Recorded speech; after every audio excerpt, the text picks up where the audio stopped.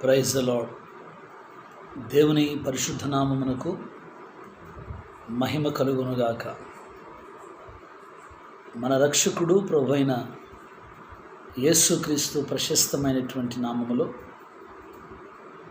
ఈ YouTube live ద్వారా దేవుని వాక్యాన్ని చూస్తున్నటువంటి మీ అందరికీ ప్రభు అయినటువంటి యేసుక్రీస్తు నామములో వందనాలు తెలియజేస్తున్నాను. God bless you. దేవుడు మిమ్మల్ని దీవించునుగాక. అందరూ బాగున్నారా? దేవుని యొక్క సన్నిధిలో మీరు మీ కుటుంబాలు దీవించబడాలని, ఆశీర్వదించబడాలని, ఈ లాక్డౌన్ సమయంలో మీ కుటుంబాలకు దేవుడు సమృద్ధినివ్వాలని దేవుని సన్నిధిలో మీ కొరకు ప్రార్థన చేస్తున్నాం. మన సంగతి మర్చిపోవద్దని ప్రభు ప్రేమతో మీకు తెలియజేస్తున్నాను. కాబట్టి దేవుని సన్నిధిలో దేవుని యొక్క వాక్యాన్ని చదువుకుందాం. వాక్యాన్ని చూస్తున్నటువంటి మీరు తప్పకుండా ఈ ఛానల్ని మీరు సబ్స్క్రైబ్ చేసుకోండి. ఈ సబ్స్క్రైబ్ చేయటం ద్వారా అనేక మందికి ఈ వర్తమానం ఆశీర్వాదకరంగా మార్చబడుతుంది. కాబట్టి తప్పకుండా మీరు సబ్స్క్రైబ్ చేయాలని ప్రభు ప్రేమతో మీకు తెలియజేస్తున్నాను. దేవుని వాక్యం చదువుకుందాం. నిర్గమాకాండము 4వ అధ్యాయం మొదటి 2 వచనాలు నేను చదువుతాను, జాగ్రత్తగా చూడండి. అందుకు మోషే చిత్తగించుము, వారు నన్ను నమ్మరు, నా మాట వినరు. యెహోవా నీకు ప్రత్యక్షము కాలేదందురని ఉత్తరమియ్యగా, యెహోవా నీ చేతిలోనిది ఏమిటి అని అతను అడిగను. అందుకు అతడు కర్ర అనెను. చిన్న ప్రార్థన చేసుకుందాం. తలలో వంచు. పరిశుద్ధుడైన మా తండ్రి, ప్రేమ కలిగిన మా ప్రభువా, నమ్మకమైనటువంటి మా యేసురాజా, నీ ఘననామానికి మహిమ చెల్లిస్తూ నీ సన్నిధిలో మరొకసారి ఈ సాయంకాల సమయంలో నీ పాదాల చెంతకు రావటానికి మీరు ఇచ్చిన కృపను బట్టి నీకు స్తోత్రాలు. ఈ లైవ్ ద్వారా వీక్షిస్తున్నటువంటి మీ ప్రేమిడులను మీరు దీవించి ఆశీర్వదించండి. చూస్తున్నటువంటి బిడ్డల్లో ఎవరైనా బలహీనులుంటే బలమైన మీ ఆత్మశక్తి, ఆత్మ తాకిడితో వారిని ముట్టి అద్భుతమైనటువంటి విడుదల, స్వస్థత, క్షేమం దయచేయమని ప్రార్థిస్తున్నాను. కృపతో బిడ్డలను జ్ఞాపకం చేసుకోమని ఆత్మ సంఘముతో చెప్పుచున్న మాట చెవిగలవాడు వినుగాక అని మీరు సెలవిస్తున్నారు. వినగలిగిన చెవి, గ్రహించగలిగిన మనస్సు బిడ్డలందరికీ దయచేసి మీ ఘననామమునకు మహిమ తెచ్చుకోమని ఈ రాత్రి మరొకసారి మీ పాదాల చెంతకు వస్తుంటుండగా సూటిగా, తేటగా ఈ బిడ్డలతో మీరు మాట్లాడి ఈ చివరి కాలంలో ఉన్నటువంటి మేము వాక్యము వినువారు మాత్రమై ఉండి మమ్మను మేము మోసపుచ్చుకోకుండా నీ వాక్య సత్యములో మేము నిలిచి ఉండటానికి కృపదయ చేసి మీ గణనామానికి మహిమ తెచ్చుకోమని మరొకసారి మమ్మలను, పరిచర్యను, కుటుంబాలను సమస్తమును మీ కృపాహస్తాలకు అప్పగించుకుంటూ యేసుక్రీస్తు శక్తి కలిగినటువంటి నామములో ప్రార్థించి మమ్మల్ని మీకు అప్పగించి వేడుకొనుచున్నాము తండ్రి. ఆమేన్. God bless you. దేవుడు మిమ్మల్ని దీవించునుగాక. ఈ రాత్రికాల సమయంలో ఒక ప్రాముఖ్యమైనటువంటి అంశాన్ని మీ ముందుకు తేవాలని, దేవుని సన్నిధిలో దేవుని యొక్క వాక్యము ద్వారా మీ జీవితాలు కట్టుకోవాలని, కాబట్టి రాత్రి ప్రవక్త వర్తమానంలో నుంచి ఒక శ్రేష్టమైనటువంటి మాటను మీకు నేను జ్ఞాపకం చేస్తాను. మరొకసారి చదువుతాను, జాగ్రత్తగా ఆలకించండి. నిర్గమాకాండం 4వ అధ్యాయం మొదటి 2 వచనాలు. అందుకు మోషే చిత్తగించుము, వారు నన్ను నమ్మరు, నా మాట వినరు. యెహోవా నీకు ప్రత్యక్షము కాలేదందురని ఉత్తరమియ్యగా, యెహోవా నీ చేతిలోనిది ఏమిటి అని అడిగిను. అందుకతడు కర్ర అనెను. దేవునికి స్తోత్రం కలుగునుగాక. ఇశ్రాయేలు ప్రజలు ఐగుప్తు బానిసత్వంలో ఉన్నప్పుడు ఇజ్రాయేలు ప్రజలు పెట్టినటువంటి మొరను దేవుడు ఆలకించి ఇజ్రాయేలు ప్రజలతో చేసినటువంటి వాగ్దాన ప్రకారంగా దేవుడు ఐగుప్తులో నుండి ఇజ్రాయేలు ప్రజలను విడిపించటానికి, వారిని తప్పించటానికి ఒక నాయకుడిని లేపుతానని దేవుడు వాగ్దానం చేశాడు. వాగ్దానం చేసినటువంటి దేవుడు నమ్మదగినటువంటి దేవుడు గనుక, అందుకే దేవుడు మోషేను వారి ప్రార్థనలను బట్టి, ఇజ్రాయేల్ ప్రజలు పెట్టిన మొరలను బట్టి, దేవుని సన్నిధిలో వారు చేసినటువంటి ప్రార్థనను బట్టి విమోచకుడిని మోషేను దేవుడు లేవనెత్తాడు. మోషే ద్వారా ఇజ్రాయేల్ ప్రజలను ఐగుప్తుల నుంచి విడిపించటానికి దేవుడు ఏర్పాటు చేసుకున్నాడు. దేవుని ప్రవక్త అంటున్నాడు, ప్రతి కాలంలో కూడా ఆయన కొరకు నిలవబడేటువంటి ఆయన పిల్లలను దేవుడు లేపుతాడు. ప్రతి కాలానికి దేవుడు ఒక ప్రవక్తను పంపుతూ వస్తున్నాడు. ఆ ప్రవక్తలు రాంగ్ వేలో ఉన్నటువంటి ప్రజలను రైట్ వేలోకి తీసుకెళ్తారు. దేవుని నామానికి మహిమ కలుగునగాక. కాబట్టి నా ప్రియమైనటువంటి దేవుని పిల్లారా, ఈ చివరి కాలంలో మన కాలానికి దేవుడు ఒక ప్రవక్తను పంపాడు. ఆ ప్రవక్త వచ్చి అన్నిటినీ సరిచేశాడు. పరిశుద్ధ గ్రంథంలో ఉన్నటువంటి అనేకమైనటువంటి మర్మాలు ఆయన బయలుపరిచాడు. దేవుని యొక్క మహా ఉచితమైనటువంటి కృపను బట్టి. కాబట్టి ఈ రాత్రి వర్తమానం ఏంటంటే, నీ చేతిలో ఉన్నది ఏమిటి? నీ చేతిలో ఏముంది? మోషేతో దేవుడు మాట్లాడుతున్నమాట, నీ చేతిలో ఏముంది? అందుకు మోషే ఏమంటాడంటే, నా చేతిలో కర్ర ఉందన్నాడు. దేవునికి స్తోత్రం కలుగునగాక. ఇజ్రాయేల్ ప్రజల యొక్క మొరలు దేవుడు ఆలకించి ఐగుప్తు నుంచి పారిపోయినటువంటి మిద్యాను దేశంలో తన మామ మందను మేపుతున్నటువంటి మోషేను దేవుడు దర్శిస్తున్నాడు. నిర్గమాకాండం 3వ అధ్యాయంలో మండుతున్నటువంటి పొదలో దేవుడు మోషేను దర్శించాడు. అప్పుడు మోషేను దేవుడు ఐగుప్తుకు పొమ్మంటున్నప్పుడు దేవుడు మోషే కొన్ని సాకులు చెప్పడం దేవుడు విన్నాడు. విని మోషేను సరిచేసి ఐగుప్తులోకి మోషేను పంపించడానికి దేవుడు మోషేను సిద్ధపరిచి మోషేకు 2 సూచనలు ఇచ్చాడు. ఆ సూచనల ప్రకారం మోషేను దేవుడు ఐగుప్తుకు వెళ్ళమంటున్నాడు. దేవునికి స్తోత్రం కలుగునగాక. ఏంటి ఆ సూచనలు అయ్యా అంటే, ఆ సూచనలు మోషే జీవితంలో ఐగుప్తులో చేసేటువంటి అద్భుత కార్యాలు, ఆశ్చర్య కార్యాల విషయమై దేవుని సన్నిధిలో మోషే ఒక బలమైనటువంటి సాధనంగా దేవుని కొరకు వాడబడటం కొరకు దేవుడు 2 సూచనలు మోషేకి ఇచ్చాడు. ఆ సూచనల ద్వారా ఐగుప్తును మోషే గడగడలాడించినట్లుగా వాక్యంలో మనం చూస్తున్నాం. ఇప్పుడు జరిగినటువంటి సంభవాన్ని మనం కనుక చూస్తే 4వ అధ్యాయంలో దేవుడు వెళ్ళమన్నప్పుడు మోషే చూడండి ఏం చేస్తున్నాడు. 20వ వచనాన్ని మనం కనుక ఒకసారి జ్ఞాపకం చేసుకుంటే, మోషే తన భార్యను తన కుమారులను తీసుకుని గాడిద మీద ఎక్కించుకుని ఐగుప్తునకు తిరిగి వెళ్ళెను. మోషే దేవుని కర్రను చేత పట్టుకొని పోయెను అని వాక్యం లేదు. దేవుని కర్ర. ఈ కర్ర దేనికి సాదృశ్యమయ్యా అంటే, దేవుని యొక్క వాక్యానికి సాదృశ్యం. కర్ర చూడండి, మీరు ప్రవక్తలను, ఏ ప్రవక్తను మీరు తీసుకున్నా ప్రతి ప్రవక్త చేతిలో కర్ర ఉంటుంది. మోషేని తీసుకోండి, మోషే చేతిలో కర్ర ఉంది. యెహోషువని తీసుకోండి, యెహోషువ చేతిలో కర్ర ఉంది. దావీదుని తీసుకోండి, దావీదు చేతిలో కర్ర ఉంది. ఏలియా ఎలీషాలను తీసుకోండి, వాళ్ళ చేతిలో కర్రలు ఉన్నాయి.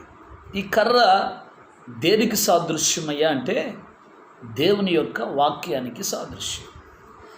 దేవుని వాక్యము చేతబట్టుకొని వెళ్ళేటువంటి దేవుని పిల్లల జీవితాల్లో ఎప్పుడు జయమే ఉంటుంది, కానీ అపజయము ఎట్టి పరిస్థితుల్లో కలగదని ప్రభు ప్రేమతో మీకు తెలియజేస్తున్నాను.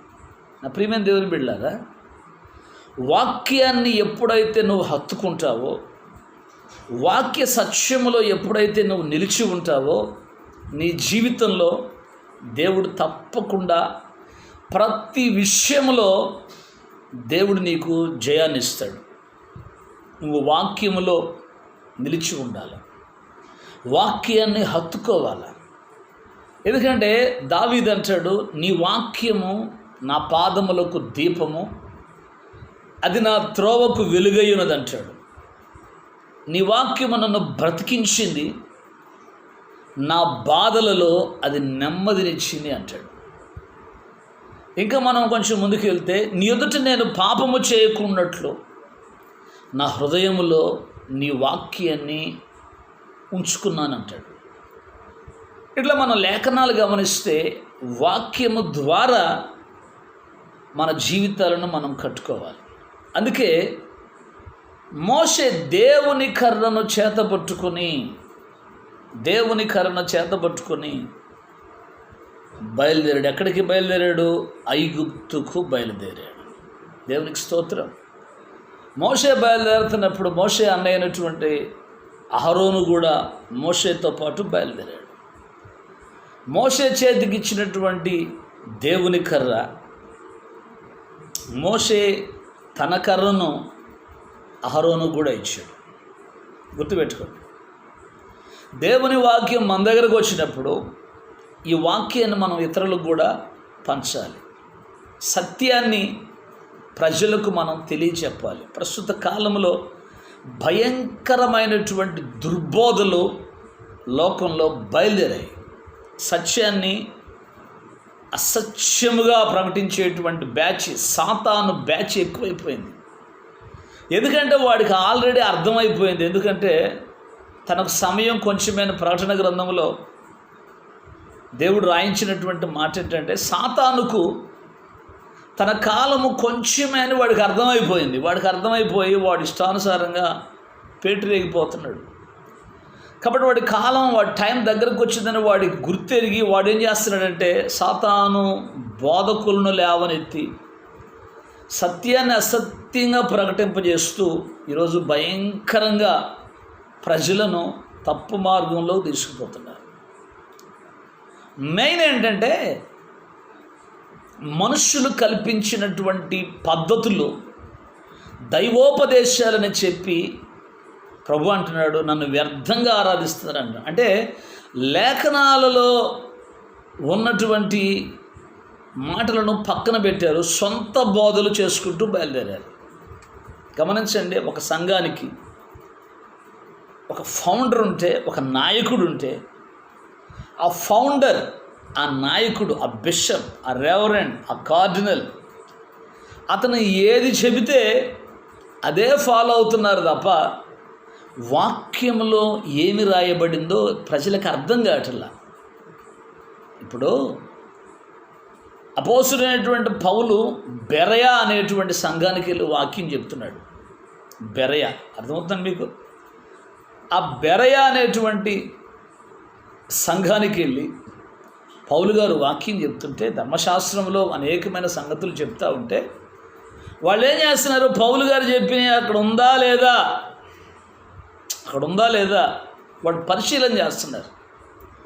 ఈరోజు మనకున్నటువంటి ఒక భయంకరమైనటువంటి అలవాటు ఏంటంటే, పాస్టర్ గారికి తెలియందే ఉంది, పాస్టర్ గారు తప్పు చెబుతాడా అని ఒక గుడ్డి నమ్మకంతో ప్రజలు వాక్యాన్ని పరిశీలన చేయకుండా, మా సేవకుడు ఏది చెబితే అది కరెక్టే అనేటువంటి గుడ్డెద్దు చేలో పడ్డట్టుగా వెళ్ళిపోతున్నారు తప్ప వాక్యాన్ని పరిశీలన చేయట్లా. ఎంత విచారమో ఒకసారి మీరు ఆలోచన చేయాలని ప్రభు ప్రేమతో మీకు తెలిసినటువంటి వాక్య సత్యాన్ని, ఈ చివరి కాలపు వర్తమానం, ఎండ్ టైమ్ మెసేజ్, ఈ వర్తమానాన్ని ప్రజల్లోకి తీసుకెళ్లాల్సినటువంటి బాధ్యత ప్రతి ఎండ్ టైం సేవకుడికి ఉంది, ప్రతి ఎండ్ టైం విశ్వాసికి కూడా ఉంది. ఎందుకంటే యూదా రాసినటువంటి పత్రికలో అగ్నిలో నుండి లాగినట్లు కొందరినైనా రక్షించండి. కాబట్టి నా ప్రియమైనటువంటి దేవుని పిల్లలారా, ఈ వర్తమానం చూస్తున్నటువంటి నీ జీవితంలో వర్తమానం కొరకు రోషంగా నిలబడతావా? లోకం వైపు చూస్తూ, లోకంలో ఉన్నటువంటి ప్రజల వైపు చూస్తూ కాంప్రమైజ్ అయిపోతావా? ఎంత భయంకరం! చూడండి ఒకసారి, దేవుని కరుణ చేతబట్టుకున్నటువంటి మోషే అహరోనులు ఏం చేశారో ఒకసారి వాక్యంలో చూద్దాం. 7వ అధ్యాయం. ఫరో ఎదుటికి వెళ్ళిపోయారు. ఫరో ఎదుట వాళ్ళు చేసినటువంటి కార్యాలు మీరు చూస్తే 8వ వచనం, 7వ అధ్యాయం నిర్గమాకాండం 8వ వచనం. మరియు యెహోవా మోషే అహరోనులతో ఇట్లనెను, ఫరో మీ శక్తి చూపుటకై ఒక మహత్కార్యము కనపరచుడని మీతో చెప్పునప్పుడు నీవు అహరోనును చూచి నీ కర్రను పట్టుకుని ఫరో ఎదుట దాన్ని పడవేయుమను, అది సర్పమగును. కాబట్టి మోషే అహరోనులు ఫరో యొద్దకు వెళ్ళి యెహోవా తమకు ఆజ్ఞాపించినట్టు చేసిరి. తన కర్రను పడవేయగానే అది సర్పమాయను. మోషే అహరోను తన కర్ర పడవేయగానే ఏం జరిగింది? సర్పం అయిపోయింది, పాము అయిపోయింది. ఫరో ఓహో ఇలాంటి జిమ్మిక్కులు ఇలాంటివి మా వాళ్ళు కూడా చేస్తారని చెప్పి ఏం చేశాడు చూడండి. ఫరో తన విద్వాంసులను మంత్రజ్ఞులను పిలిపించెను. ఐగుప్తు శకునగాండ్రు కూడా తమ మంత్రముల చేత అలాగే చేసిరి. వాళ్ళు కూడా కర్రల కింద పడేశారు, అవి కూడా పాములు అయిపోయినాయి.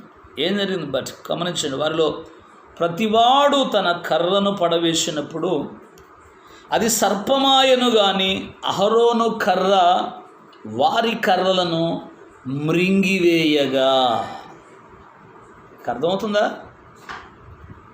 తప్పుడు బోధలు, తప్పుడు సిద్ధాంతాలు, తప్పుడు మార్గాలు ఎన్నైనా ఉండవచ్చు, కానీ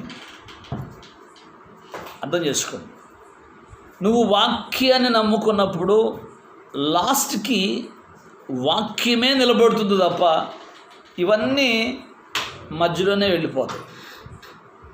వాక్యానికి వ్యతిరేకమైనటువంటిది ఏదైనా సరే అది నశించి నాశనానికి తీసుకెళ్తుంది. వాక్యములో ఉంటే ఆకాశము భూమి గతించును, కానీ నా మాటలో ఎన్నడూ గతించవు అన్నాడు మన ప్రభు అయినటువంటి యేసుక్రీస్తు వారు. కాబట్టి ఫరో ఎదుట దేవుడు మోషేకు జయాన్ని ఇచ్చాడు. కాబట్టి నా ప్రియమైన దేవుని బిడ్డలారా, నువ్వు వాక్యాన్ని హత్తుకొని ఉన్నప్పుడు నీకు జయం ఉంటుంది. వాక్యాన్ని వదిలేస్తే నీ జీవితంలో అపజయం ఉంటుంది. కాబట్టి జయం పొందుకుంటావో అపజయం పొందుకుంటావో తేల్చుకోవాల్సింది నువ్వే. జాగ్రత్తగా వాక్యాన్ని అర్థం చేసుకోండి.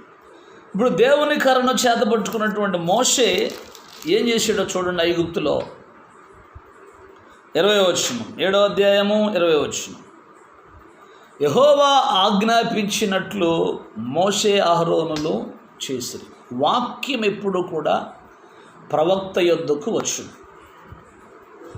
దేవుడు వాక్యములో ఏదైతే రాయించాడో ఆ వాక్యాన్ని అనుసరించే ప్రవక్తలు నడుచుకుంటారు. దేవుడు చెప్పింది ప్రవక్త చెప్తాడు, ప్రవక్త చెప్పింది దేవుడు చెప్తాడు. దేవుడు చెప్పకుండా ఏ నిజ ప్రవక్త ఏది చెప్పడు. మా ప్రవక్త అంటాడు, నేను చెప్పే ప్రతిదీ కూడా వాక్యాన్ని అనుసరించి చెప్తానంటాడు. నేను చెప్పే విషయాల్లో ఏదైనా వాక్యంలో లేకపోతే మీరు అబద్ధ ప్రవక్తగా పిలవచ్చు అన్నాడు. నిజమే, ఆయన చెప్పింది ప్రతిదీ కూడా నెరవేర్చబడినట్లుగా మన లేఖనాల్లో చూస్తూ ఉంటాం. దేవునికి స్తోత్రం కలుగును గాక. ప్రవక్త చెప్పినటువంటి వర్తమానం అర్థం కావాలంటే ముందు మనోనేత్రాలు తెరవబడాలి. ఒక బయలుపాటు, ఒక ప్రత్యక్షత నీకు ఉండాలి. లేకపోతే నీకు అర్థం కాదు. అది చాలామంది వెటకారంతో మాట్లాడతారు. ప్రవక్త బయలుపాటు ఉన్నాడు, ప్రత్యక్షత. అవును, బయలుపాటు ఉండాలి. తిక్కలోడు నీకు తెలియదు, అర్థం కావట్లేదు నీకు. 12 మంది శిష్యులతో ప్రభు అన్నాడు, ఏమన్నాడు?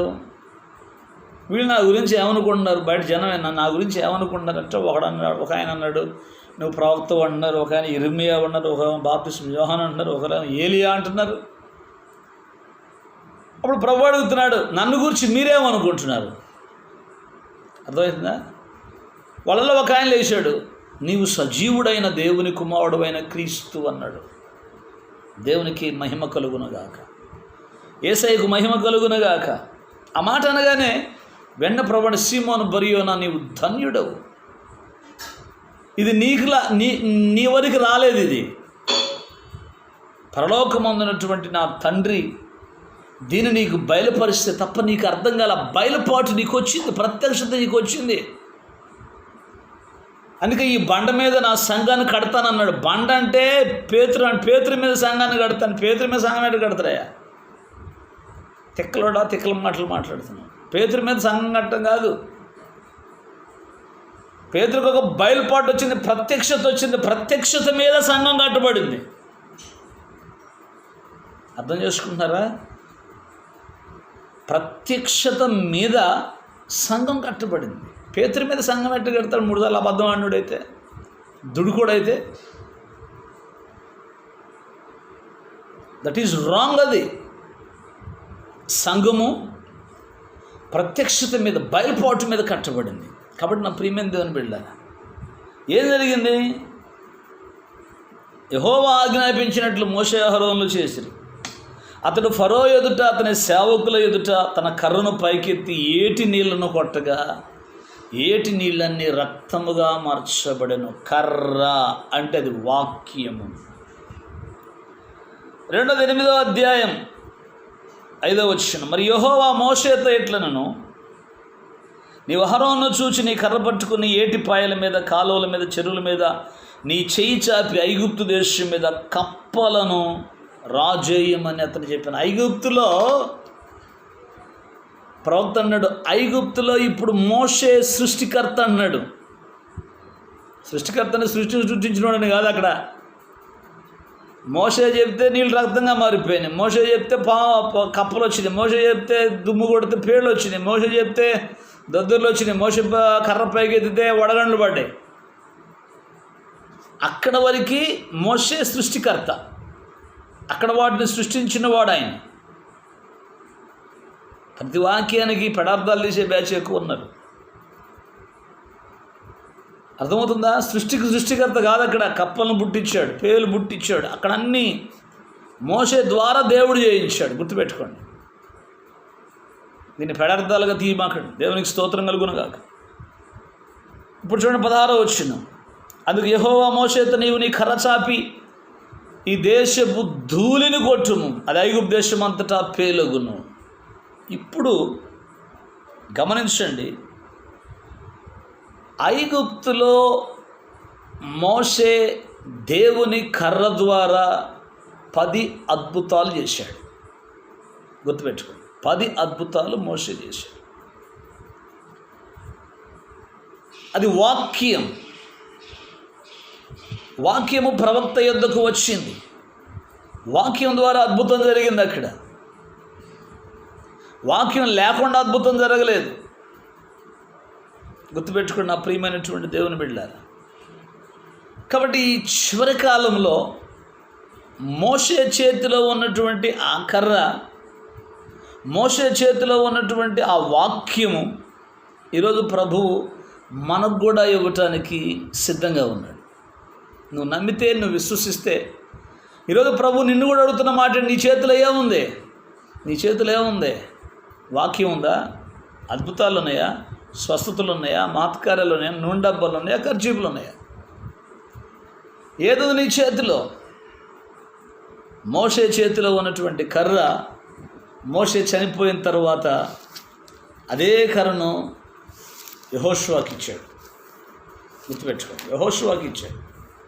ద్వితీయోపదేశకాండం రెండోసారి, ద్వితీయోపదేశకాండం 34వ అధ్యాయం 9వ వచనం, మోషే తన చేతులను నూను కుమారుడైన యెహోషువ మీద ఉంచి ఉండిన గనుక అతడు జ్ఞానాత్మ పూర్ణుడాయను. మోషే తన చేతులు ఎవరి మీద పెట్టాడు? యెహోషువ మీద ఉంచినప్పుడు యెహోషువ జ్ఞానాత్మ పూర్ణుడాయను. కాబట్టి మోషే దగ్గర నుంచి ఆ కర్రను యెహోషువ తీసుకున్నాడు. యెహోషువ ఏం చేశాడు? ఆ కర్రనే చేతపట్టుకుని, ఆ వాక్యాన్నే చేతపట్టుకుని యొర్దాను నీళ్లు ఏకరాశిగా నిలవబెట్టాడు. దేవునికి స్తోత్రం కలుగునగాక. యెహోషువ ప్రార్థన చేసినప్పుడు యొర్దాను నీళ్లు యాజకుల పాదాలు యొర్దాను నీళ్లకు తగిలినప్పుడు ఎటువంటి అద్భుతమైనటువంటి కార్యము అక్కడ జరిగిందో మనం చూస్తున్నాం. ఎటువంటి అద్భుతం జరిగింది అక్కడ? యొర్దాను నీళ్ళు ఏకరాశిగా నిలబడ్డాయి. యెహోషువ ప్రార్థన చేసినప్పుడు అదే కర్ర చేతపట్టుకొని, వాక్యాన్ని చేతపట్టుకొని యెహోషువ ప్రార్థన చేసినప్పుడు సూర్యుడు ఆగిపోయాడు, చంద్రుడు ఆగిపోయాడు. నమ్మలేని నిజం, పారాడాక్స్, అద్భుతం. సూర్యుడు ఒక రోజు అలా ఆగిపోయాడు, చంద్రుడు ఒక రోజు అలా ఆగిపోయాడు. దేవుని కార్యాలన్నీ అద్భుతాలు, ఆశ్చర్య కార్యాలు. ఎవరైతే వాక్యాన్ని చేతపట్టుకొని దేవుని సందులో వాక్యము కొరకు నిలిచి ఉంటారో, వాక్యములో ఎవరైతే నిలిచి ఉంటారో ఆ వాక్యము ద్వారా దేవుడు అద్భుతమైనటువంటి కార్యాలు చేస్తాడు. కాబట్టి నా ప్రియమైనటువంటి దేవుని పిల్లలారా, ఈరోజు నువ్వు వాక్యాన్ని నిలిచి ఉన్నావా? వాక్యం కొరకు సిద్ధపడి ఉన్నావా? వాక్యాన్ని హృదయములో అన్వయించుకుంటున్నావా? లేకపోతే అద్భుతాలు, స్వస్థతలు, సూచక్రియలు, మహత్కారాన్ని వీటి వైపు చూస్తూ దేవునికి దూరం అయిపోతున్నావు? ఒక అద్భుతం నీ జీవితాన్ని మార్చలేదు, ఒక స్వస్థత నీ జీవితాన్ని మార్చలేదు. ఒకవేళ అద్భుతము స్వస్థత నిన్ను దేవుని రాజ్యంలోకి తీసుకుపోలేవు. నా పరిచర్యలో 20 సంవత్సరాలు నా పరిచర్యలో ఎంతమంది దయ్యాలు పోగొట్టుకొని, ఎంతమంది స్వస్థతలు పొందుకొని, ఎంతమంది అద్భుతాలు చూసి దయ్యం పోయింది, రోగం పోయింది, వచ్చారు, సాక్ష్యం చెప్పారు, 100 రూపాయలు కానుకేశారు, నీకు నాకు టాటా అని చెప్పి వెళ్ళిపోయారు చాలామంది. కానీ వాక్యము ద్వారా పట్టబడిన వాళ్ళు, వాక్యాన్ని హత్తుకున్న వాళ్ళు ఈరోజు వరకు కూడా నాతో నిలిచి ఉన్నారు. దేవునికి మహిమ కలుగునుగాక, యేసయ్యకు మహిమ కలుగునుగాక. ఏంటి? వాక్యము నిన్ను భద్రపరుస్తుంది, వాక్యము నీకు క్షేమాన్ని ఇస్తుంది, వాక్యము నీకు భద్రత ఇస్తుంది. వాక్యము నీ జీవితంలో అనేకమైనటువంటి అద్భుతాలు, ఆశ్చర్యకార్యాలు, మహత్కార్యాలు జరిగిస్తుంది. అందుకనే ఈరోజు ప్రభు ప్రేమతో మీకు చెప్పేది ఏంటంటే వాక్యాన్ని నమ్మండి. యెహోషువ ఆ కర్రను తీసుకున్నాడు. యెహోషువ కర్రను తీసుకున్న తర్వాత కొన్ని సంవత్సరాల తర్వాత అదే కర్ర దావీదు తీసుకున్నాడు. అంటారండి, ఆగిపోలేదు ఆ కర్ర. అర్థం చేసుకోండి, కర్ర ఆగిపోలా. అదే కర్ర దావీదు తీసుకున్నాడు. ఇజ్రాయేల్ ప్రజల మీదకి భయంకరమైనటువంటి ఒక వ్యక్తి 6 ముళ్ళ జానుడు ఉన్నాడట. భయంకరమైన రాక్షసుడు ఇజ్రాయేల్ ప్రజల మీదకి వచ్చాడు, సవాల్ చేస్తున్నాడు. ఎంత భయంకరం! ఇజ్రాయేల్ రాజు సౌలు వణికిపోతున్నాడు అతని కేకలకి. సౌలు దేవుని ఆత్మ చేత నింపబడినాడేనా? మరి ఎందుకని భయపడుతున్నాడు? దేవుని ప్రవక్త అన్నాడు, సౌలు మీద ఉన్న అభిషేకం ఎప్పుడో వెళ్ళిపోయింది. అభిషేకం ఉన్నవాడు భయపడ్డు, అభిషేకం ఉన్నవాడు కలవరపడ్డు, దిగులు పడ్డు.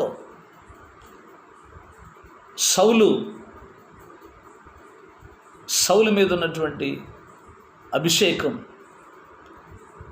తొలగిపోయింది. నా ప్రియమైనటువంటి దేవుని పిల్లల, ఎంత విచారం! దావీదు అంటున్నాడు, జీవము కలిగిన దేవుని సైన్యమును తిరస్కరించుటకు ఈ సున్నతి లేని ఫిలిస్తీయుడు ఎంతటి వాడు. చూసారా ఎంత శ్రేష్టమైన మాట మాట్లాడుతున్నాడు. ఇజ్రాయెల్ అంటే ఎవరు? దేవుని ప్రజలు సాతాను చూసి వణికిపోతున్నారు. ఎంత విచారం! ఈరోజు కూడా అనేక మంది సేవకులు అని చెప్పుకునేవాడు దయ్యాన్ని వదిలించలేకపోతున్నారు. రోగాల కొరకు ప్రార్థన చేయలేకపోతున్నారు. ఎంత విచారం. దావీదు దేవుని కర్రను చేతపట్టుకొని లోయలో ఉన్నటువంటి 5 రాళ్ళు ఏరుకొని గొలియాతు మీదకి వెళ్తున్నాడు. ఎంత భయంకరం. ఏం జరిగింది అక్కడ? మీరు గనక వాక్యాన్ని పరిశీలన చేస్తే గొలియాతు అంటున్నాడు, నేను కుక్కను అనుకుంటున్నావా, కర్ర తీసుకొని వస్తున్నావు? మన ప్రవక్త అంటున్నాడు, దేవుని పిల్లలకంట దేవుడు ఆయన కన్ను ఇస్తాడంట. పక్షిరాజు కన్ను ఎట్లుంటుంది? పక్షిరాజు కన్నులు అది ఎంత హైట్లో ఉన్నా, ఎంత ఎత్తుకు ఎగిరినా ఎర్రను తీక్షణంగా చూస్తుందంట. అందుకే దేవుని పిల్లలకి దేవుడు తన కన్నులు ఇస్తాడంట. ఇప్పుడు దేవుని కన్నుతో దావీదు గొలియాతును చూస్తే గొలియాతు కుక్కలాగా కనపడుతున్నాడు. అర్థమవుతుందా? ఇజ్రాయేల్ ప్రజలు వాళ్ళ కళ్ళతో చూస్తున్నారు. అర్థం చేసుకోండి, వాళ్ళ కళ్ళతో చూస్తున్నారు. ఏం జరుగుతుంది? వాళ్ళకు రాక్షసుల్లా కనపడుతున్నాడు. దావీదుకు మాత్రం కుక్కలా కనపడుతున్నాడు. అందుకే కర్ర తీసుకొని బయలుదేరాడు. కర్ర దేవుని వాక్యం. వాక్యాన్ని తీసుకుని బయలుదేరాడు. వాక్యం తీసుకుని బయలుదేరితే జయమే. 5 రాళ్ళు తీసుకున్నాడు. 5 రాళ్ళు 5 కృపకు సాదృశ్యం. 5 faith, FAITH, faith. Jesus, JESUS, Jesus. Faith in Jesus. యేసునందు విశ్వాసం ఉంచాడు. వడిసెలో రాయి పెట్టాడు, కొట్టాడు, అంతే. గొలియాతు పడిపోయాడు. ప్రవక్త అంటున్నాడు, దావీదు విసిరినటువంటి రాయి మధ్యలో దేవుడు పట్టుకున్నాడు, దేవుడు కొట్టాడు. అందుకే గొలియాతు పడిపోయాడు. వాక్యాన్ని పట్టుకొని ఎవరు వెళ్ళినా దేవుడు ఆ వాక్యము ద్వారా అద్భుతమైనటువంటి కార్యాలు చేస్తాడు. నా ప్రియమైనటువంటి దేవుని పిల్లలారా, ఈ వర్తమానం చూస్తున్నటువంటి నీ బ్రతుకులో, నీ జీవితంలో నువ్వు వాక్యానికి లోబడుతున్నావా? వాక్యానికి లోబడితే నువ్వు ఆశీర్వదించబడతావు. వాక్యాన్ని త్రోసేస్తే నీ జీవితంలో ఎటువంటి ఆశీర్వాదం ఉండదని ప్రభు ప్రేమతో మీకు తెలియజేస్తున్నాను. అందుకే వాక్యాన్ని నమ్మండి, వాక్యాన్ని నమ్మండి. వాక్య సత్యములో మీరు ఉండండి. వాక్యానుసారంగా మీ జీవితాలు కట్టుకోండి. తప్పనిసరిగా మీరు బ్లెస్ అవుతారు. మోషే చేతిలో ఉన్న కర్ర యెహోషువ చేతిలోకి వచ్చింది. యెహోషువ చేతిలో ఉన్న కర్ర దావీదులోకి వచ్చింది. దావీదు చేతిలో ఉన్నటువంటి కర్ర, ఆ కర్రను ఏలియా ప్రవక్త తీసుకున్నాడు. ఏలియా ప్రవక్త దగ్గర ఉన్నటువంటి కర్ర ఎటువంటి అద్భుతాలు చేసిందో వర్తమాన విశ్వాసులు అందరికీ తెలుసు. ఎందుకంటే మన ప్రవక్త ఏలియా ఆత్మను కలిగినటువంటి వాడు. మనం అటువంటి ఆత్మను, దేవుని ఆత్మను, పరిశుద్ధాత్మను మనం కలిగి ఉన్నప్పుడు తప్పకుండా అద్భుతాలు జరిగిస్తాడు. గమనించిన ప్రతి ప్రవక్త దగ్గర కర్ర ఉంటా ఉంది. అదే వాక్యం. వాళ్ళు వాక్యం కొరకు నిలవబడ్డారండి. వాళ్ళు వాక్యం కొరకు నిలవబడ్డారు. వాక్య సత్యములో వాళ్ళు నిలిచి ఉండటానికి తమ జీవితాలను ఒక తీర్మానం చేసుకున్నారు. అందుకే ఈరోజు ప్రభు అడుగుతారు, నీ చేతిలో ఉంది? మోషే చేతిలో కర్ర ఉంది. ఆ కర్ర దేవుని వాక్యం. ఈరోజు ఆ వాక్యం, ఆ కర్రను ప్రభు నీకివ్వటానికి సిద్ధంగా ఉన్నాడు. ఆ కర్రను నువ్వు తీసుకుంటే నువ్వు ఎక్కడికి వెళ్ళినా నీకు జయమే. ఏం చేశాడు? ఏలియా వెళ్ళిపోతూ అగిరథాలతో వెళ్ళిపోతూ ఆ కర్రను ఎవరికి ఇచ్చాడు? ఎలీషాకి ఇచ్చాడు. ఆయన వెళ్ళిపోతున్నటువంటి సందర్భంలో అక్కడ జరిగినటువంటి సంభవాన్ని మీరు గమనించండి. పైనుండి దుప్పటి పడిపోయింది. దుప్పటి తీసుకున్నాడు. ఏలియా వెళ్ళకముందు ఎలీషా అడుగుతున్నాడు, నా వల్ల నీకేం కావాలని ఏలి అడిగినప్పుడు, నీ మీద ఉన్నటువంటి ఆత్మలో 2 పాళ్ళు నాకు దయచేయమన్నాడు. ఏం కావాలి? ఆస్తులు అడగల, డబ్బు అడగల, బంగారం అడగల. ఏం కావాలి? దేవుని ఆత్మ, నీ ఆత్మలో 2 పాళ్ళు ఆత్మ నాకు కావాలి.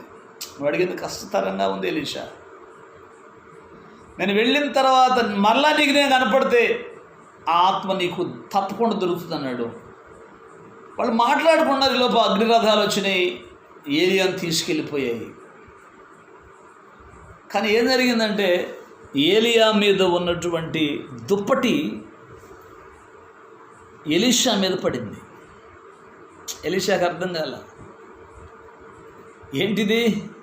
నేను 2 పాల ఆత్మ అడిగితే దుప్పటి వచ్చి మీద పడిందని చెప్పేసి ఆ దుప్పటి వేసుకున్నాడు. ఎంత అన్నా గురువు గారు దుప్పటి. అర్థం చేసుకున్న ప్రియమైన దేవుని పిల్ల అని చెప్పాడు. ఆ దుప్పటిని భుజాన్ని వేసుకున్నాడు. యోర్దాను దగ్గరికి వెళ్ళి నిలబడ్డాడు. అంతకుముందు గురువుగారు చేసినటువంటి పని గుర్తుకొచ్చింది. వెంటనే దుప్పటి తీసుకున్నాడు. ఏలియా దేవుడా ఎక్కడున్నావు అని చెప్పేసి యోర్దానుడు కొట్టాడు. యోర్దాను పాయలైపోయింది. ఇప్పుడు ఆ కర్ర ఎలీషా చేతిలో ఉంది. దుప్పటేదో కాదు, అదే దేవుని వాక్యము, అది పరిశుద్ధాత్మకు సాదృశ్యము.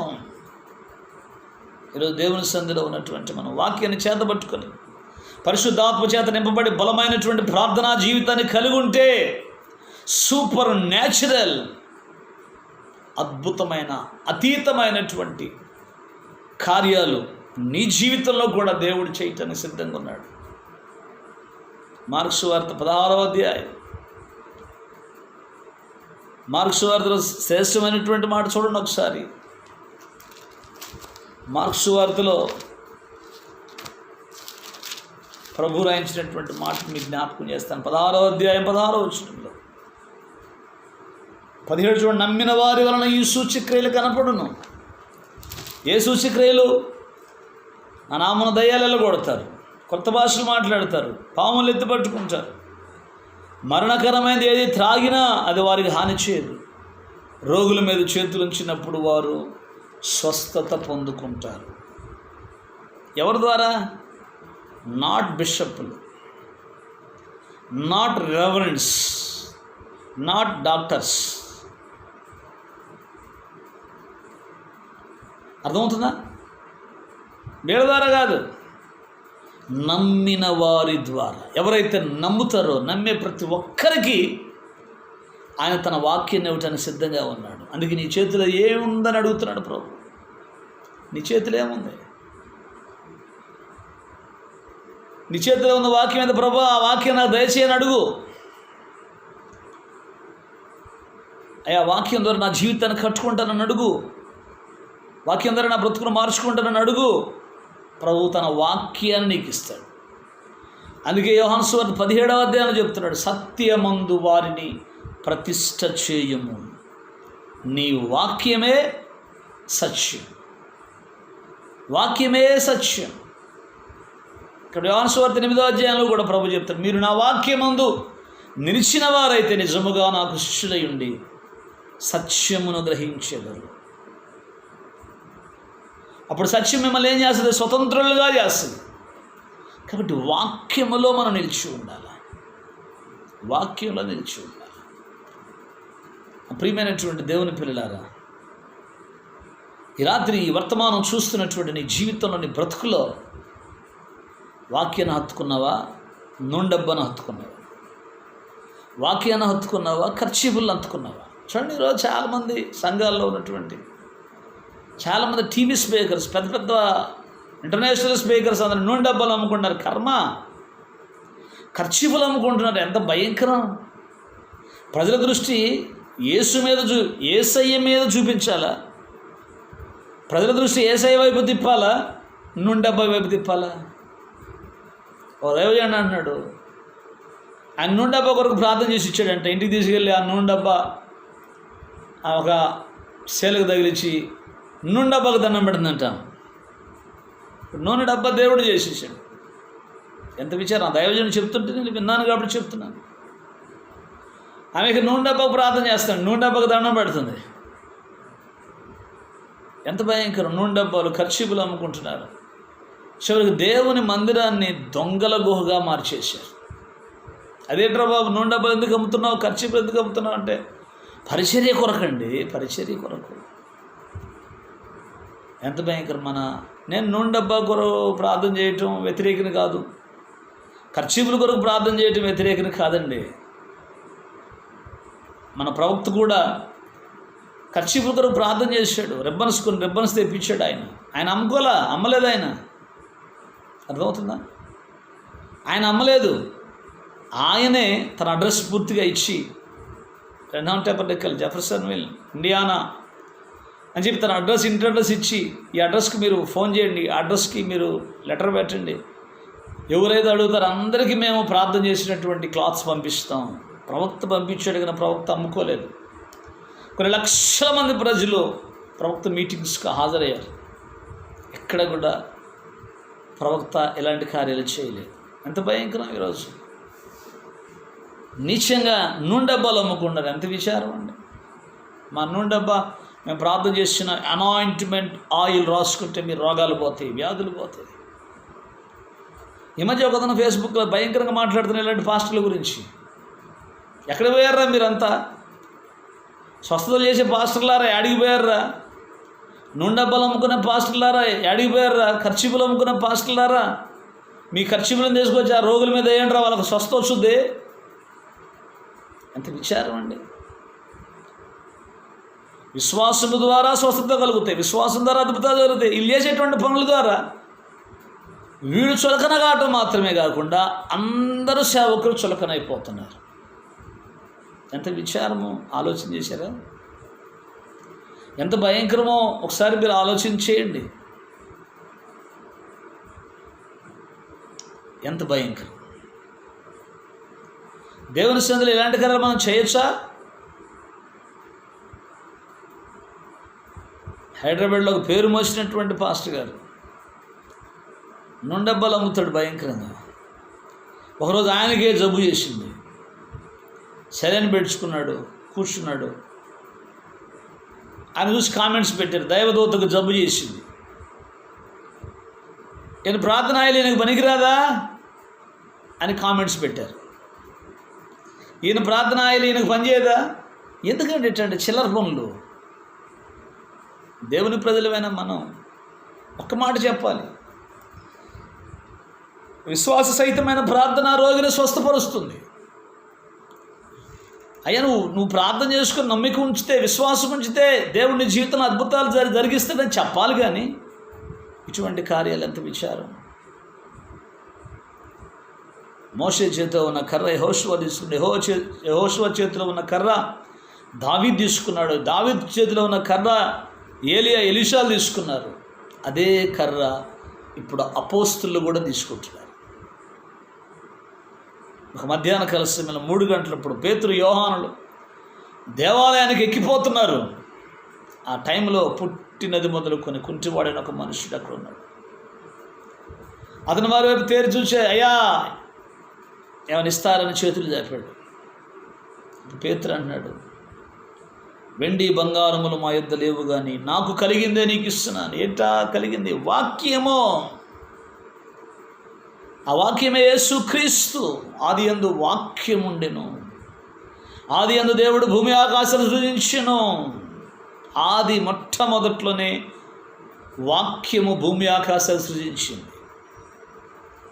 ఆది యందు వాక్యం ఉండిన, వాక్యము దేవుని యొద్ద ఉండిన, వాక్యము దేవుడై ఉండిన, ఆ వాక్యమే కృపాసత్య సంపూర్ణుడుగా మన మధ్యలో నివసించింది. ఇప్పుడు వీళ్ళు అన్నారు, ఏముంది మా దగ్గర వెండి బంగారం లేవు, కానీ మాకు కలిగిందే నీకు ఇస్తున్నాను. ఏంటంటే అది నజరేయుడైన యేసుక్రీస్తు అనేటువంటి నామం. ఆ వాక్యమే శరీరాన్ని ధరించి భూమి మీదకి వచ్చింది. ఏం జరిగింది? వాడు చేపట్టుకుని లేపారు, గంతులు వేశాడు, గంతులు గంతులు గంతులు. వాక్యం. ఈ వర్తమానం చూస్తున్నటువంటి నా ప్రియ సహోదరుడా, సహోదరి, ప్రభు ప్రేమతో నీకు చెప్పే మాట ఏంటంటే, నువ్వు వాక్యాన్ని హత్తుకుంటే అద్భుతాలు వాటంతట అవే జరుగుతాయి, ఆశ్చర్యకరాలు వాటంతట అవే జరుగుతాయి. స్వస్థతలు కావాలా? అద్భుతాలు జరుగుతాయి. వాక్యాన్ని పట్టుకో. పిల్లలు లేకుండా ఎంతో కాలం నిరీక్షణ లేకుండా ఉన్నావా? వాక్యాన్ని హత్తుకో. వాగ్దానం చేత పట్టుకుని ప్రార్థన చేయి. విశ్వాసం ఉంచు. పుట్టించువాడనైనా నేను గర్భమును మూసేదనా అని నీ దేవుడైన యెహోవా నిన్ను అడుగుతున్నాడు. వాక్యాన్ని పట్టుకో, ప్రార్థన చేయి. వాగ్దాన వాక్యం అది, ఆషామాషి వాక్యం కాదది, వాగ్దాన వాక్యం. ఆ వాక్యాన్ని పట్టుకొని ప్రార్థించి అద్భుతంగా నీ గర్భాన్ని దేవుడు తెలుస్తాడు. ఉద్యోగం లేక చింతిస్తున్నావా? ప్రార్థన చేయి. విశ్వాసంతో ప్రభువుని అడుగు. వాగ్దానం పట్టుకో. ఆయన చెప్తున్నాడు, నా బిడ్డలు తలగా ఉంటారు కానీ తోకగా ఉంటారు అన్నాడు. తలగా ఉంచేటువంటి దేవుడు దేశం యొక్క ఉన్నత స్థలాల మీద నిన్ను ఎక్కించేటువంటి వాక్యం దగ్గరికి రా. స్వస్థతలు పక్కన పెట్టి, అద్భుతాలు పక్కన పెట్టు. వాక్యాన్ని నమ్మితే అద్భుతం ఆటోమేటిక్గా జరిగిపోద్ది. నువ్వు వాక్యాన్ని నమ్మితే ఆశ్చర్యం ఆటోమేటిక్గా నీ జీవితంలో జరిగిపోద్ది. అందుకే వాక్యాన్ని మీరు నమ్మాలని ప్రభు ప్రేమతో మీకు తెలియదు. దేవుడు ఇచ్చిందేంటి? నీ చేతిలో ఉంది ఏంటంటే కర్ర అన్నాడు. ఆ కర్రే వాక్యముగా మార్చాడు దేవుడు. ఆ వాక్యాన్ని చేతపట్టుకున్నటువంటి మన జీవితాల్లో, ఆ వాక్యాన్ని చేతపట్టుకున్నటువంటి వాళ్ళ బ్రతుకులు ఏ ఒక్కరి కూడా పాడైపోయినట్లుగా చరిత్రలో లేదు. దీన్ని పట్టుకున్న ప్రతి వ్యక్తి, వాక్యాన్ని పట్టుకున్నటువంటి ప్రతి వ్యక్తి పడినట్లుగా చరిత్రలో లేదు. ఉన్నతమైనటువంటి స్థితికి దేవుడు తీసుకుపోతాడు. ఈరోజు నా ప్రియమైనటువంటి దేవుని బిడ్డలారా, దేవుని సన్నిధిలో ఉన్నటువంటి మీ జీవితం ఎలాగుంది? వాక్యానికి లోబడుతున్నావా? అపోస్తలుడైన పౌలు తిమోతికి పత్రిక రాస్తున్నాడు, వాక్యమును ప్రకటించుము, సమయమందు ప్రయాసపడము, వాక్యాన్ని ప్రకటించమని. స్వస్థతలను ప్రకటించమల్లా, అద్భుతాలను ప్రకటించమల్లా. యేసుప్రభు ఏం చెప్పాడండి? ప్రభు చెప్పిన దాన్ని పక్కన పడేశారు. వాక్యాన్ని ప్రకటిస్తున్నప్పుడు అద్భుతాలు ఆటోమేటిక్గా జరుగుతాయి. చూడండి, మార్క్స్ వార్తలో చక్కటి మాట ఉంటుంది. ప్రార్థన చేసుకుందాం ఈ వాక్యం చదువుకొని. మార్క్స్ వార్త తీయండి ఒకసారి, చివరి అధ్యాయానికి రండి ఒకసారి, 16వ అధ్యాయం. మార్క్స్ వార్త 16వ అధ్యాయం 20వ వచనం చూడండి. వారు బయలుదేరి వాక్యమంతటా ప్రకటించింది. ముందు స్వస్థలు చేశారా? వాక్యం చెప్పారా? చెప్పరామండి. ముందేం చెప్పారు? అపోస్తలులు ఏం చేశారు? ముందు వారు బయలుదేరి వాక్యమంతటా ప్రకటించింది. ప్రభువు వారికి సహకారుడై ఉండి వెనువెంట జరుగుచూ వచ్చిన సూచక క్రియల వలన వాక్యమును స్థిరపరచుచుండెను. దేవునికి స్తోత్రం. కాబట్టి వాక్యం ప్రకటిస్తే ఆటోమేటిక్గా అద్భుతాలు, మహత్కార్యాలు, సూచక్రియలు జరుగుతాయి. కాబట్టి నా ప్రియమైన దేవుని బిడ్డారా, ఈ రాత్రి ప్రభువుని అడుగుతున్నాడు, నీ చేతులు ఏముందో దేవుని సన్నిధిలో నువ్వు గనక ప్రభువుని అడిగితే, ప్రభువా నీ వాక్యం నాకు దయచేయి, నీ వాక్యంలో నన్ను ప్రతిష్ఠించని నువ్వు దేవుని సన్నిధిలో అడిగితే, ప్రభువు నీ చేతులు అద్భుతంగా ఈ వాక్యాన్ని పెట్టి, ఈ వాక్యం ద్వారా నీ జీవితాన్ని మార్చుకొని వాక్య సత్యంలో మీరు అందరు నిలిచి ఉండాలని ప్రభు ప్రేమతో మీకు తెలియజేస్తాను. తలలో ఉంచండి, ప్రార్థన చేసుకుందాం. మహాపరిశుద్ధుడా, సర్వాధికారి, జీవాధిపతి, నీ ఘననామానికి మహిమ చెల్లిస్తూ ఈ రాత్రి మరొకసారి నీ పాదాలు పట్టుకోవడానికి మీరు ఇచ్చిన కృపను బట్టి నీకు స్తోత్రాలు చెల్లిస్తూ, నీ చేతిలో ఉన్నది ఏమిటి అనేటువంటి అంశం ద్వారా మీరు మాతో మాట్లాడారా అయ్యా? అది వాక్యమని, ఆ వాక్యం మా చేతిలో ఉంచుకున్నప్పుడు జయ జీవితాన్ని మేము పొందుకుంటామని మా పితరులు మోషే, యెహోషువ, ఏలియా, దావీదు అపోస్తుల జీవితాల్లోంచి మాతో ముచ్చరించిన దేవుడు కనుక నీకు స్తోత్రాలు. ఈ చివరి కాలంలో మేమందరం నీ వాక్య సత్యములు నిలిచి ఉన్నట్లుగా కృప దయచేయి. కళ్ళ ఉంచి ప్రార్థనలు ఏకీపిస్తున్నా ప్రియబిడ్డలందరినీ మీరు దీవించి ఆశీర్వదించి, ప్రార్థనలు ఏకీపిస్తున్న బిడ్డలు ఎవరైనా బలహీనలు ఉంటే వారిని ముట్టి స్వస్థపరిచి అద్భుతమైన విడుదల, స్వస్థత, క్షేమం ప్రతి బిడ్డకి మీరు దయచి దుష్టుని కాని తప్పించమని బలమైన మీ హస్త బిడ్డకు తోడుగా ఉంచి మీ ఘననామానికి మహిమ తెచ్చుకున్నామని మరొకసారి నాయన మమ్మల్ని అందరినీ మీ కృపాహస్తాలకు అప్పగించుకుంటూ యేసుక్రీస్తు శక్తి కలిగినటువంటి నామములో ప్రార్థించి మమ్మల్ని మీకు అప్పగించి వేడుకొనుచున్నాము తండ్రి. ఆమేన్. మన ప్రభు అయినటువంటి యేసుక్రీస్తు కృప తరలు ఉంచిన ప్రతి బిడ్డకు పరిచర్యకు అంతటికి తోడయుండి గొప్ప జయము దీవెన ఆశీర్వాదాలతో అంతవరకు యేసయ్య కృపలో స్థిరపరిచి బలపరచునుగాక. Amen. Amen. God bless you. నా ప్రియమైన దేవుని బిడ్డలారా, మంచి వర్తమానాన్ని మీరు సబ్స్క్రైబ్ చేయండి. మీ ప్రార్థన అవసరతలు ఏమున్నా సరే నాకు ఫోన్ చేయండి. నా ఫోన్ నెంబర్ రాసుకోండి, 9912436551 9492468372. ఈ రెండు నెంబర్లు మరలా చెప్తున్నాను, 9912436551, మరొక నెంబర్ 9492468372. ఎటువంటి రోగాల చేత పీడించబడుతున్న, వ్యాధుల చేత, దురాత్మ కట్ల చేత, ఎటువంటి దైవ శక్తులైనా, చేతబడి శక్తులైనా సరే ప్రభు స్వస్థపరచడానికి శక్తి కలిగినటువంటి దేవుడు కాబట్టి తప్పకుండా మీరు ప్రార్థన, మీరు ఫోన్ చేయండి, నన్ను కలవండి. తప్పకుండా మీ జీవితాల్లో దేవుడు అద్భుతాలు జరిగిస్తాడు. God bless you. మరొకసారి మీ అందరికీ ప్రభు నామములో వందనాలు. Thank you. God bless you.